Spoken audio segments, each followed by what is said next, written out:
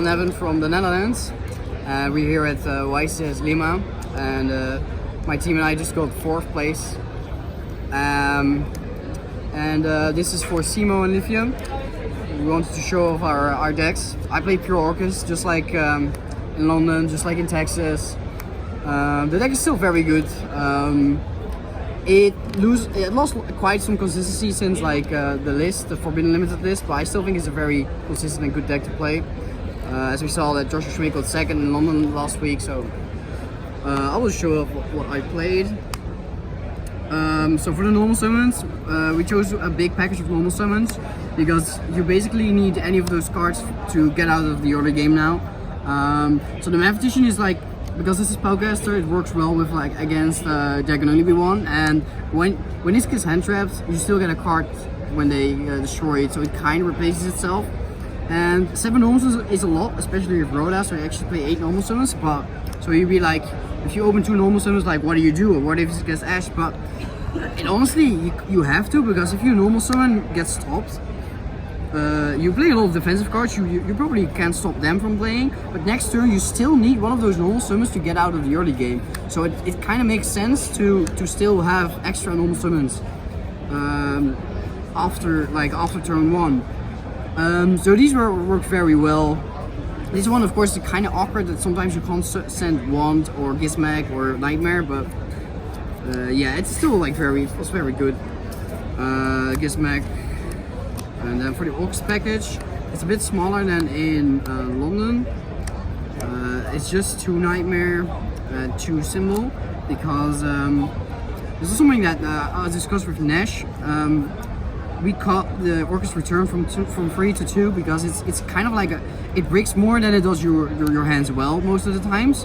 So we just try to. We also don't play the level 1 because we completely went to the other side to like towards more normal summons. Then to increase the ORCUST package, and then because the level 1 is of course really good if you have a big ORCUST package, because you always want to have a level 1 and an ORCUST card in hand, but they also increase bricking if you don't have either of those. So that's why we cut down on those. For the hand traps, free Effectivator, free Ash, free Impermanence, free Phantasme. So like I said, this deck really needs, if your normal summon doesn't go through, you need to stop everything else from happening and then play again next turn.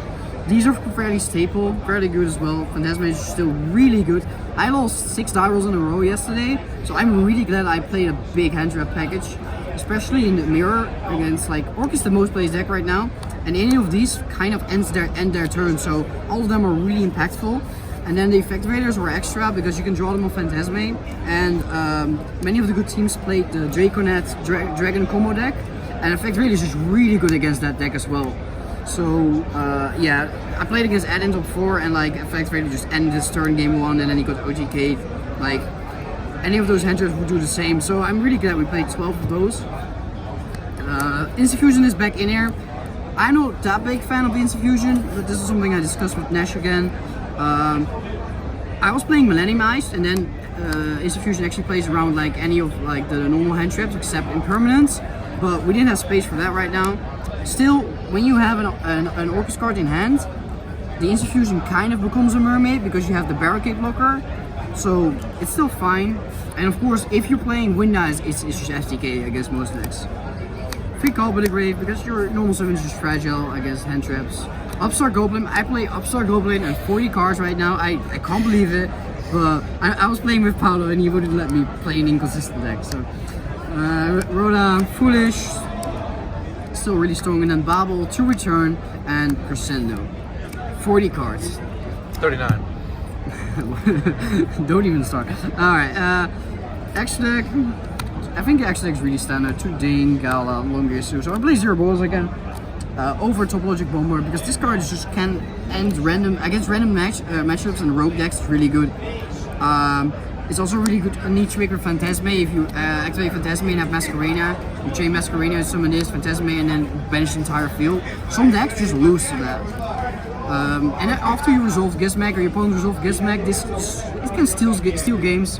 And I never made Bomber in London, so just Bania still really good against back row decks.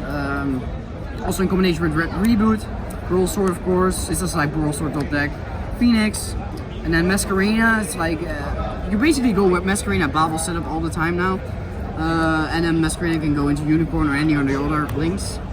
Barricade Blocker really good to like pitch that card. You can always pitch a card, and then the fusions. Side deck. So this was last minute Pankatops. I am so glad I played this because round 1 we played against Sub-Terror, I played against Altergeist, I played against so many rogue decks that Pankatops just bullies. Yeah, this card was absolutely insane. It's also for Salad, and it's really good against Sky Striker as well now that they play a lot of traps. So I'm really glad I played that. Freelancia, free Mind Control. This is staple. Mind Control in ORCUST is the most busted side deck card there is. Free Twin and free Reboot. That's just because, yeah, nothing to say about this. The Reboot is really good because you have access to Tisbania and you don't want to lose to Rogue. Alright, some shoutouts. Shoutouts to my teammates from this YCS, Paolo and Ramiro. It was an honor to play with you guys. You guys are really good. To my team, Jobber. Yeah, I'm very grateful that I'm in their team, and my other sponsor, Le Corne de Baron, for all my cool OCG sleeves, OCG deck boxes. So check them out if you're into that. And yeah, all my friends who supported me, and all the friends here who made this the best birthday ever.